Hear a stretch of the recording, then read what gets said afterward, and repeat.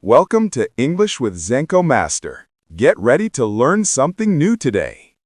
I dropped a plate in the kitchen one evening. It didn't break, but the noise was loud. I looked up quickly to see his face. He didn't say anything. He just looked at me for a second and walked away. That was normal by then. He didn't yell. He didn't hit me, but he knew how to make me feel small. He could hurt me without using any loud words. His silence was enough.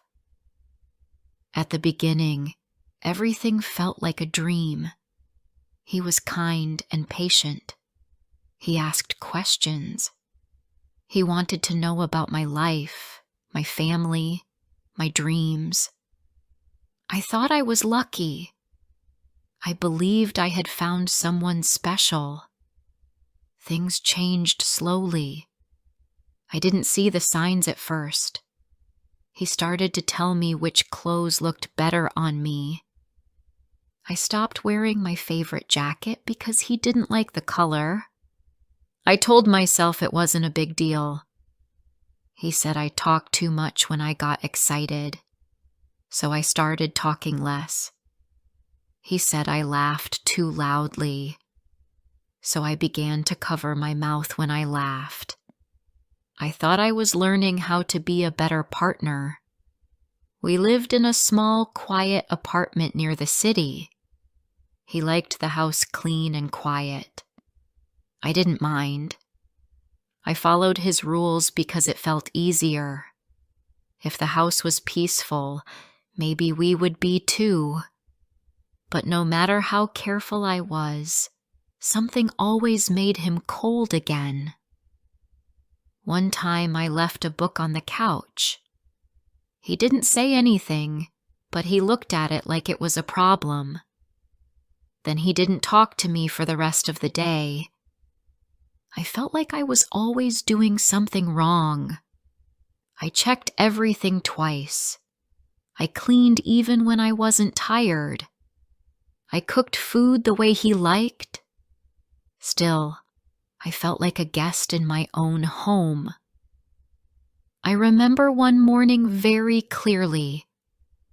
I made him coffee the way he liked it. 2 sugars, no milk. He tasted it and said nothing, but he didn't finish it. I looked at the cup and wondered what I had done wrong this time. My friends said they missed me. I didn't meet them often anymore. When I did, I smiled and told them I was busy. I didn't tell them the truth. I didn't know how to explain what was happening. He didn't stop me from going out. But every time I came home late, his mood changed. He would sit in silence or answer me with short words.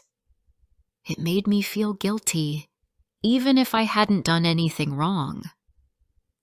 Over time, I stopped seeing people. I didn't want to feel that cold wall between us every time I came back home. It was easier to stay in. It was easier not to fight for small pieces of freedom. He often said I was too sensitive. "You take everything personally," he told me. So I stopped showing when I was hurt. I stopped talking about my feelings. I didn't want to sound weak, but inside, I felt smaller every day. I didn't recognize myself. I used to be open and warm. I used to speak my mind. Now, I watched my words like I was walking on glass. Sometimes he would be nice again. He would say something kind or bring me something from the store. On those days, I felt hope. I believed maybe we were okay. Maybe I was imagining everything else. But the next day, the coldness returned. It always did. He didn't raise his voice. He didn't need to. I started to know what each silence meant. I could read every small change in his face. I didn't sleep well. I was tired all the time. But I didn't rest when I was home. I was always watching his mood, watching my steps, trying to stay quiet enough, soft enough, small enough. He once said, "You'd be nothing without me." I don't remember what I said back. I think I laughed, like it was a joke, but those words stayed in my mind for weeks. I started to wonder if he was right. I used to love music. I used to play songs while cooking or cleaning. One evening he said, "That noise gives me a headache." So I turned it off. I didn't play music again for months. He said I was lucky to have someone who stayed. "Other men would leave," he told me. "I'm still here." I felt like I had to thank him for choosing me. I forgot that I had a choice too. I didn't cry much anymore. I was too tired. Crying didn't help. It only made things harder. He didn't comfort me when I was upset. He looked at me like I was broken. I started to believe I was. Sometimes I imagined leaving. But then I thought, where would I go? What would I do? Who would believe me? There were no bruises, no shouting, just this quiet pain that nobody could see. One evening, I looked at myself in the bathroom mirror. My face looked tired. My eyes looked empty. I tried to smile, but it didn't feel real. I turned off the light and went to bed without brushing my teeth. I remembered a friend once told me, "Real love makes you feel safe." I didn't feel safe. I felt trapped. Not in the apartment, but in the life I had built around him. I couldn't see the way out. The worst part was how normal it all felt. I had lived that way for so long that I forgot what peace felt like. I thought I didn't deserve anything better. I thought I was the problem. But one Sunday, something changed. We were walking in the park. A couple passed by. The woman was laughing loudly. The man smiled and held her hand. I looked at them and felt something sharp inside me. I didn't feel jealous. I felt sad. That used to be me. I remembered how it felt to laugh without fear. I missed that version of myself. I missed her like you miss someone who moved far away. That night, I stood in the kitchen. I made tea for myself, not for him. I sat alone at the table and didn't check if he needed anything. I didn't ask. I didn't move. I just sat there, quiet and still. He came in and asked, "No tea for me?" I said, "There's more in the pot." He looked surprised, but he didn't say anything else. That moment was small, but it stayed with me. I realized something important. I was still there. I had not disappeared completely. There was still a part of me that wanted more, a part of me that remembered who I used to be. The next morning, I wore a dress he once said was too bright. I looked in the mirror and didn't care what he would think. I went outside and walked to a cafe. I sat there for an hour, doing nothing. That was the beginning. Not of freedom, not yet. But of something new, a quiet decision. A first step. I didn't know what I was going to do. But I knew I couldn't stay the same. I didn't tell anyone. I didn't cry. I didn't run. I simply began to remember myself, little by little. I took small steps. I made small choices. And each one brought me closer to the life I had forgotten I deserved.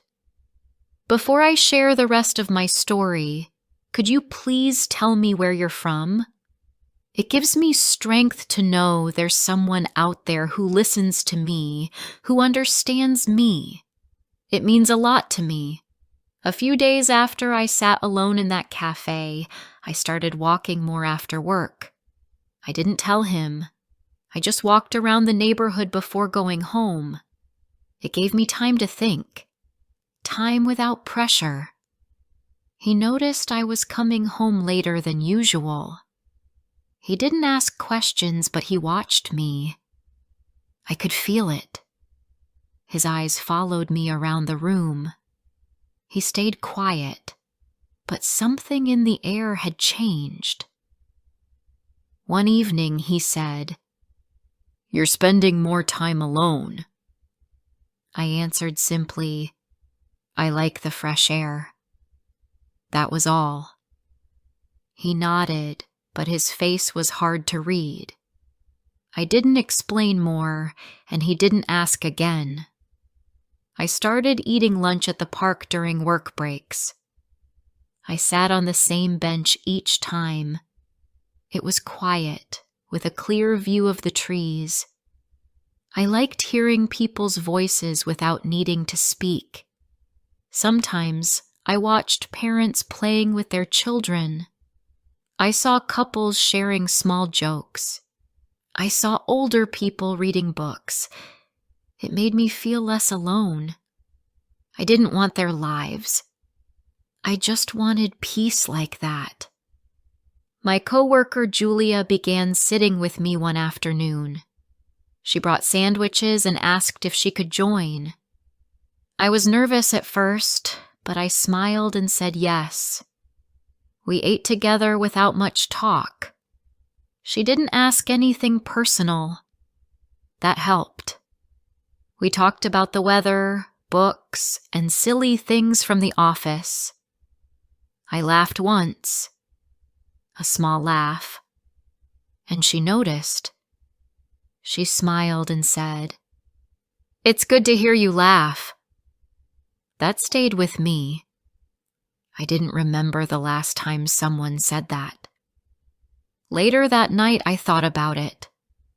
Was I starting to sound like myself again? Even for a moment? At home, he had become quieter too. But it wasn't the same kind of silence. It was heavier. Like he could feel me slipping away.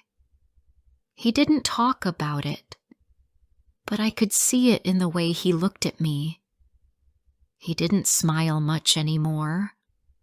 Not that he ever smiled often, but now his face stayed closed most of the time. He was not used to me choosing things without him. He was not used to change that didn't begin with him.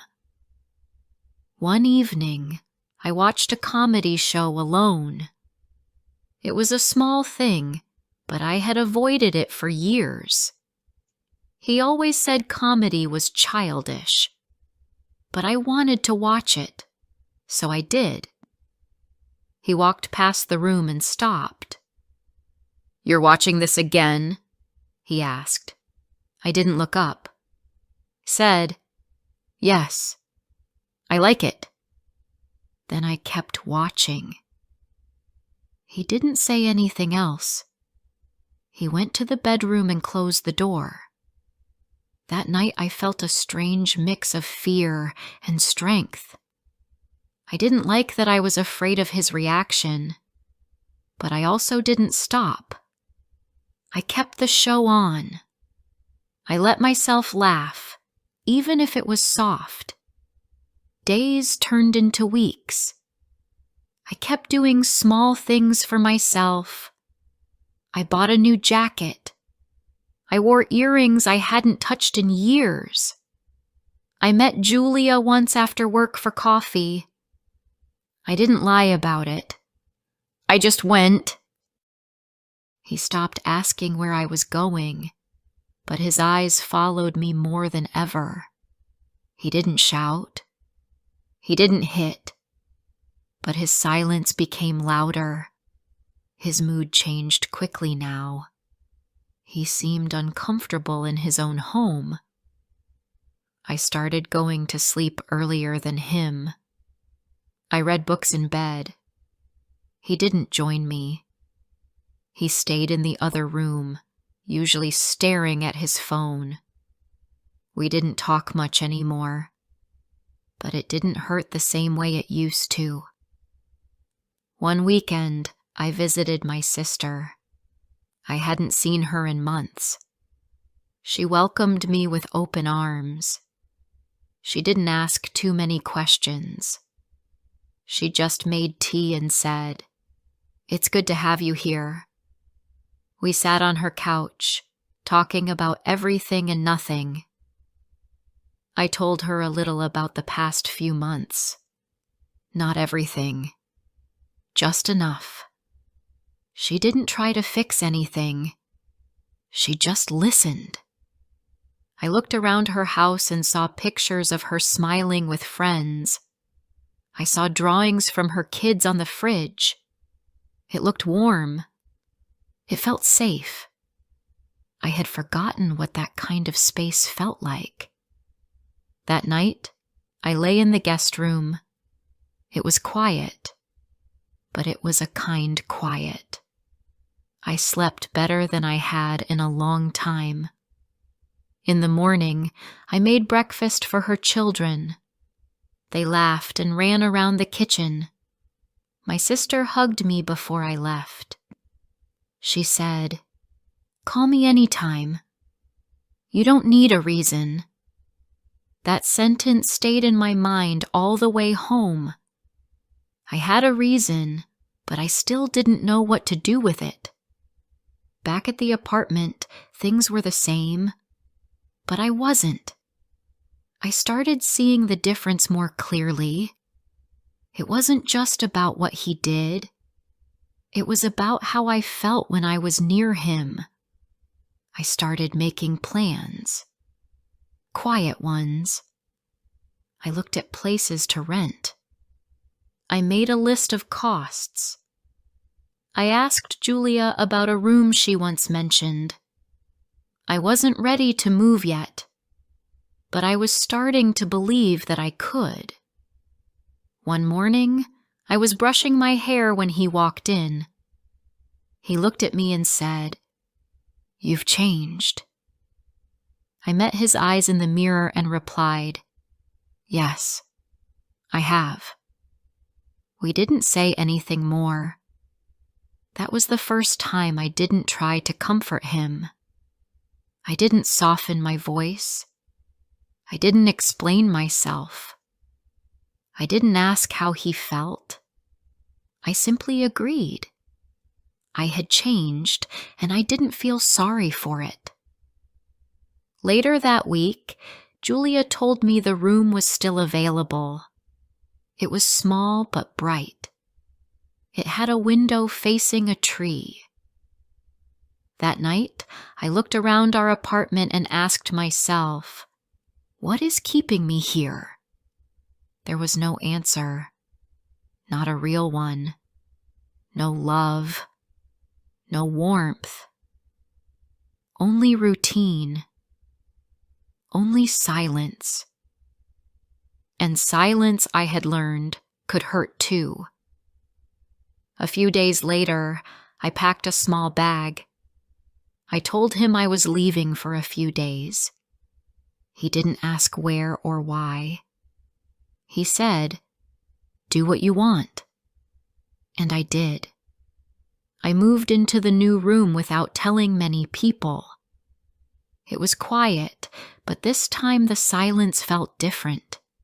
It felt peaceful. I didn't have to explain myself to anyone. I could eat, sleep, and rest without fear. At first, I didn't feel free. I felt tired. I felt lost. But I also felt light. The heavy cloud was gone. My days felt longer. My thoughts were clearer. And I started hearing my own voice again. Julia brought me coffee on the second night. She said, "You look more like yourself already." I didn't know what to say, but I smiled. A real smile. Not the one I used to force every day. I didn't feel brave. I felt late. I had waited so long. I had given too much time. But I also knew something else. I had survived. I had come back to myself. And that was enough for now. Living in the new place felt strange at first. The walls were white, the furniture simple. I didn't own much. Just a suitcase of clothes, a few books, and a blanket I liked. It was enough. The room was quiet, but not the kind of quiet that made me nervous. I could hear birds outside the window in the morning. I could open the curtains without asking anyone. That small freedom felt new. I took each day slowly. I went to work, came home, and made simple dinners. I watched shows I liked. I listened to music again, sometimes for hours. I didn't try to rush my healing. Some nights, I felt lonely. I missed parts of my old life, not him, but the feeling of being in a familiar space. I missed having someone nearby. Even if he made me feel small, I had grown used to that noise. But over time, I started to enjoy the silence again. I didn't feel afraid of it anymore. I could sit with a cup of tea and not worry about what someone else needed. That still felt like a surprise. One afternoon, my sister came to visit.